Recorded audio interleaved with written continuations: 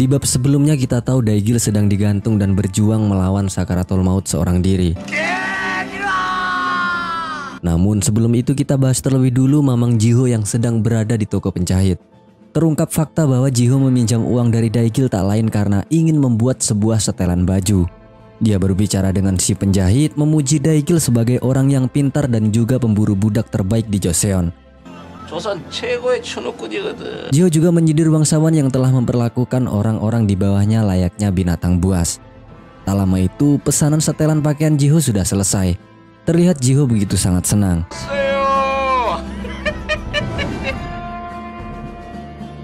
Ya, itu adalah kejadian sebelum Daigil dan Taiha diarak dan diadili.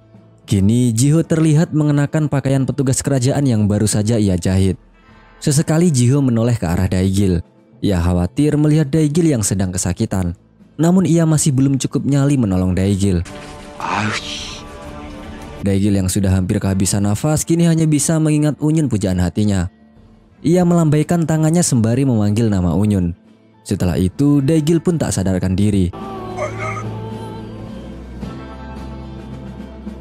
Taiha yang menyaksikan itu tampak kasihan. Sedangkan Jiho yang sudah tak tahan, sembari tersenyum ia pun memulai aksinya dengan berjalan meninggalkan barisan. Salah satu hakim yang melihat itu sempat menegur Jiho karena telah meninggalkan barisan. Namun karena sudah terlanjur keluar barisan, akhirnya Jiho pun memberanikan diri untuk meneruskan aksinya. Belum sempat Jiho memotong tali Daigil, namun tiba-tiba saja ada pisau yang melayang menyerang para petugas kerajaan.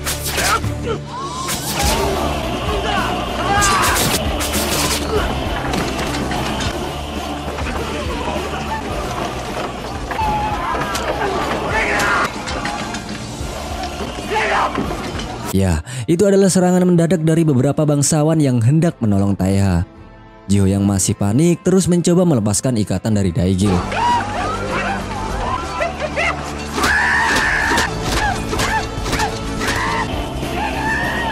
Sementara Taiha dibebaskan oleh beberapa bangsawan.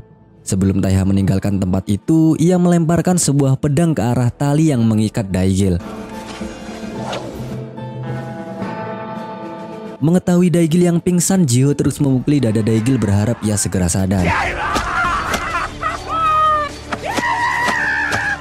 Selang beberapa detik, akhirnya Daigil pun sadar dari pingsannya.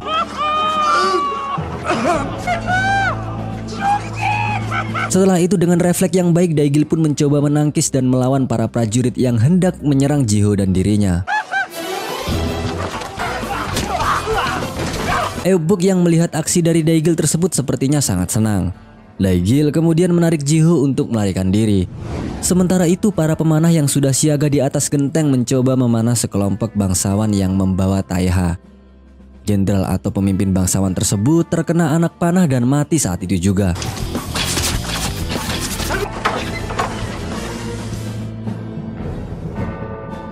Ternyata itu adalah prajurit dari Yongdae yang telah menyamar sebagai bangsawan. Prajurit Yongdae lalu memberikan Taiha baju bangsawan agar dikenakannya.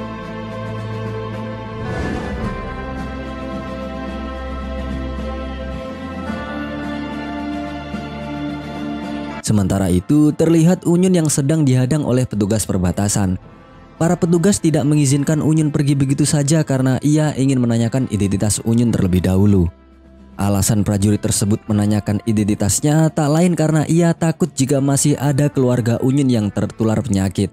Namun Unyun mengaku bahwa ia hanya tinggal dengan anaknya. Oleh karenanya dokter menyarankan untuk pergi ke salah satu hutan dan menemukan obat di sana. Akhirnya Unyun pun diizinkan pergi.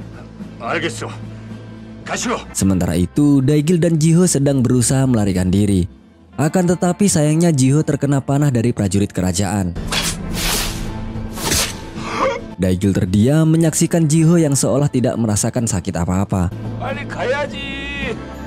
Melihat Jiho yang mulai terjatuh, Daigil pun bergegas menuntunnya.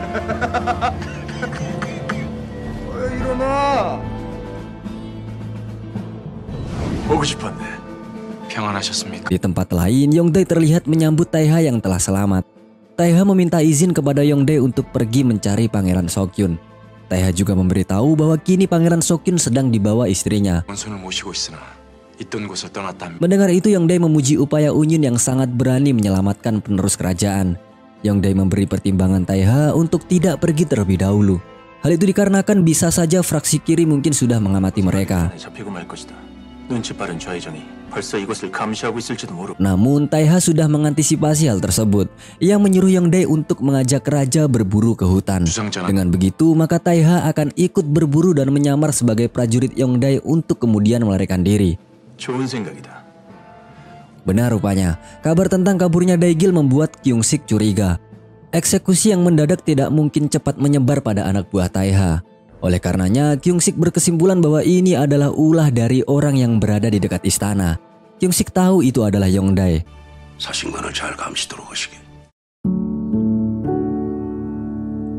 Scene berpindah pada Daegil yang menuntun Jiho melarikan diri ke hutan. Jiho yang sudah tak kuat lagi, ia pun lantas duduk bersandar di sebuah pohon. Jiho kemudian berkata bahwa semua anak buahnya sudah dibunuh oleh Chulwong.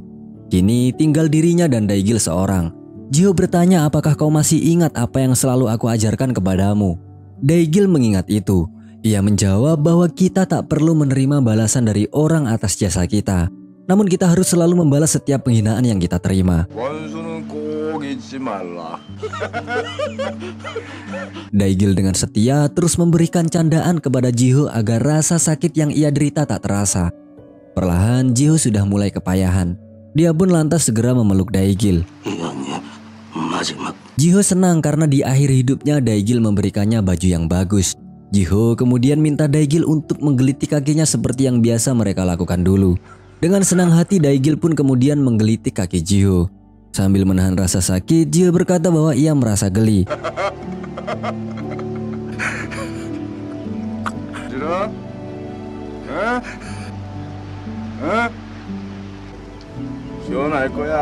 Akan tetapi tak lama kemudian Daegil tak mendengar lagi suaranya. Ia melihat Jiho sudah tak bergerak lagi. Daegil yang cemas lantas menggelitik kakinya lebih keras, menggosok dan menghangatkan kakinya. Akan tetapi tetap Jiho tak kunjung bergerak.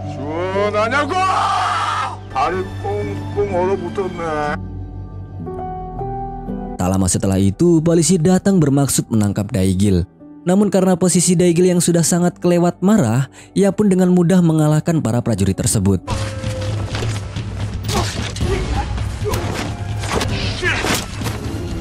Setelah itu dia kembali menangis. Tak bisa dipungkiri, walau kadang tidak akur dengan seniornya, tapi kali ini dia merasa kehilangan tak punya siapa-siapa lagi.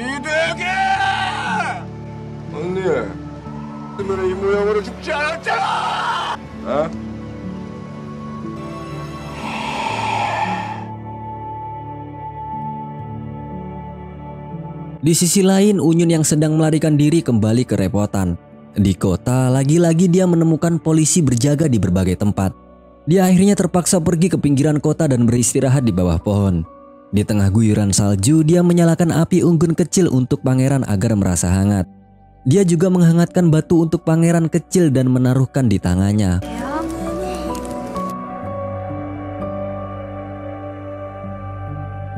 Scene berpindah pada Lee Kyung-sik yang menemui Seo-won.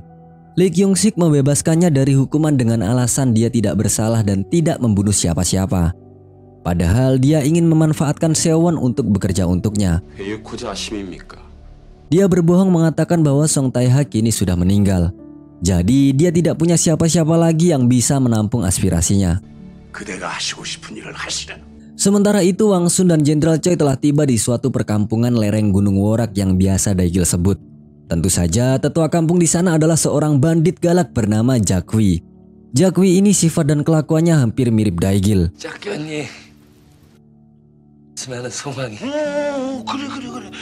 Wang Sun lumayan ketakutan dengan tingkah Jakwi yang seenaknya. Begitupun dengan Jenderal Choi yang berusaha melawan agar Jakwi tidak berlaku semena-mena.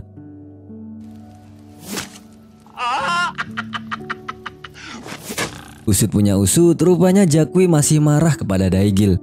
Dia tahu bahwa Wang Sun dan Jenderal Choi adalah teman-teman Daegil. Ceritanya sebelum Jiho dia adalah senior Daegil di jalanan dulu.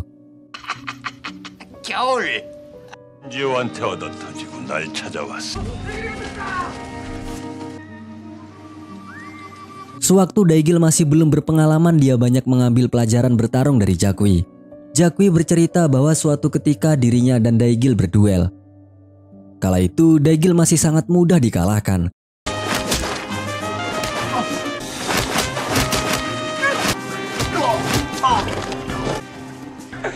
대길이가 두꺼비한테 덤비면 어찌 되는 줄 알아?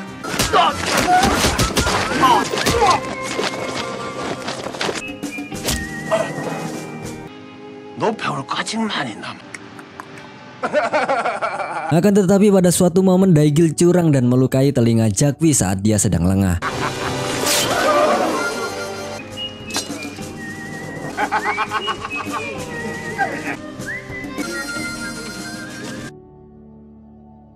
Akibat kejadian itu, para masyarakat yang tak menonton duel tersebut mulai percaya kalau Daegil adalah pemenangnya.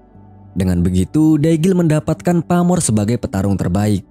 Jakwi kemudian memperlihatkan bekas luka di telinganya. Jakwi yang masih dendam pada Daegil, lantas dia ingin membalaskan dendamnya pada Wangsun. 아이고 언니, 큰언니. 안 죽어. 언니 살려주세요. Untunglah seorang gadis kecil bernama Yunsil tiba-tiba masuk. 아저씨!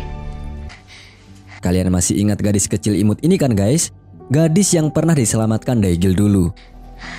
아저씨, 저 몰라요? 그럼 알지 내가. Ya, dengan senyuman khasnya dia menanyakan keberadaan Daegil. 대길이 아저씨였다고 해서. Wang Chulwang menemui Lee Kyung-sik. Mereka sudah menebak bahwa pelaku pembebasan Taiha adalah profesional yang hanya mungkin dilakukan oleh orang-orang Cina. Akibat itu, Lee Kyung-sik sudah mendapatkan permohonan wisata berburu dari kedutaan Cina. Dia ingin Chulwang mengawal utusan itu karena kemungkinan Taiha juga ada di sana. Akan tetapi, Chulwang sudah lebih hafal cara berpikir Taiha. Dia tidak mau menuruti mertuanya lagi. Dia ingin melacak Song Taiha dengan caranya sendiri. 송태하는 사냥을 나가지는 않을 것. 자주 오시게.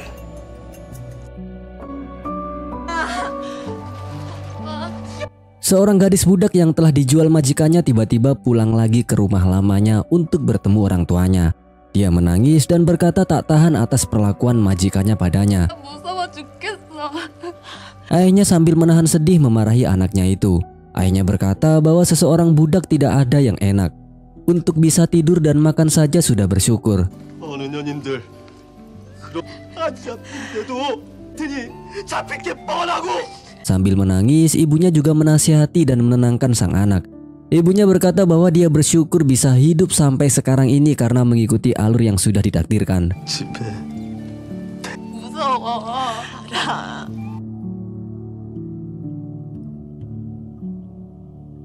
Di tempat lain, Taiha akan pergi mencari Unyun ke Yeoju.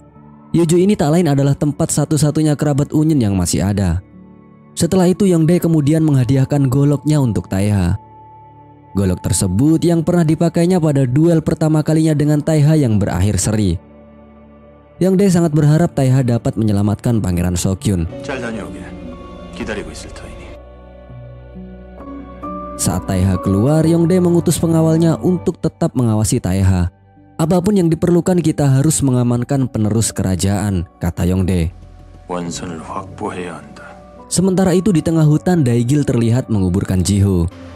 언니. Dia berkata pada makam itu bahwa rencananya kali ini adalah pergi ke Yeoju untuk mengawal Unyun terlebih dahulu. Setelah itu barulah ia akan mencari Chulwang untuk membalaskan dendam. 황초롱이 그럼 만져주고. Setelah membalas dendam, Daegil akan memindahkan makam Jiho di tempat yang lebih layak. 어디 가지 말고 얘기해주고. Malam itu juga Daegil dan Taiha menempuh perjalanan dengan tujuan yang sama. Tanpa mereka sadari, masing-masing dari mereka juga mendaki benteng yang sama.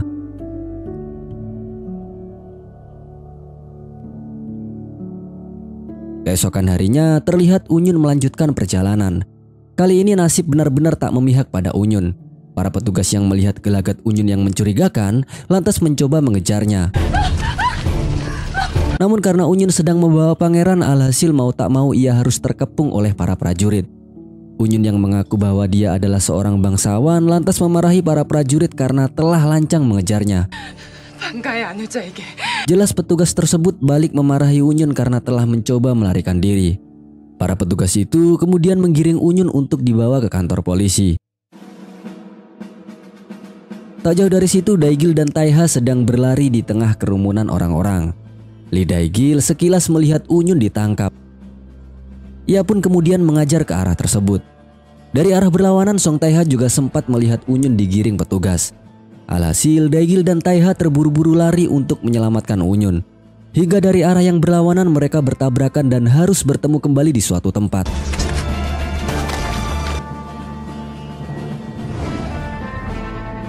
Unyun yang sudah sampai di kepolisian lantas ditanyai mengenai tindakannya yang mencurigakan. Akhirnya Unyun pun menjawab identitas aslinya, bahwa dia adalah adik dari Kim Sung Hwan. Alasan berada di sini karena dalam rangka kunjungannya terhadap kerabatnya. Setelah itu Unyun protes karena polisi berlaku tidak sopan dan menangkap seorang bangsawan seperti dirinya. Petugas kepolisian kemudian berunding kepada bawahannya terkait keberadaan klan yang telah disebutkan oleh Unyun barusan. Apakah Unyun berhasil lolos kali ini? Jawabannya di bab selanjutnya. Kita berpindah pada Daigil dan Taiha yang sedang berada di salah satu kandang peternakan milik warga. Keduanya tampak tak senang bertemu karena sejatinya mereka menyukai perempuan yang sama. Taiha menyuruh Daigil agar tak ikut campur urusannya. Namun Daigil mengejek Taiha dengan berkata bahwa negara ini akan ambruk jika budak-budak seperti Taiha masih berkeliaran. Daigil juga tahu bahwa orang yang bersama Unyun adalah penerus kerajaan. Oleh karenanya dia juga berhak menyelamatkannya. Akan tetapi Taiha mengatakan bahwa sebelum Pangeran Seokjun menjadi raja maka dia adalah anaknya. Daigil bingung dan menyindir Taiha. Sebenarnya yang kau cari Unyun atau pangeran? Bukannya cepat-cepat menolong Unyun, mereka malah terus berdebat. Hingga puncaknya Daigil dan Taiha kembali bertarung sengit.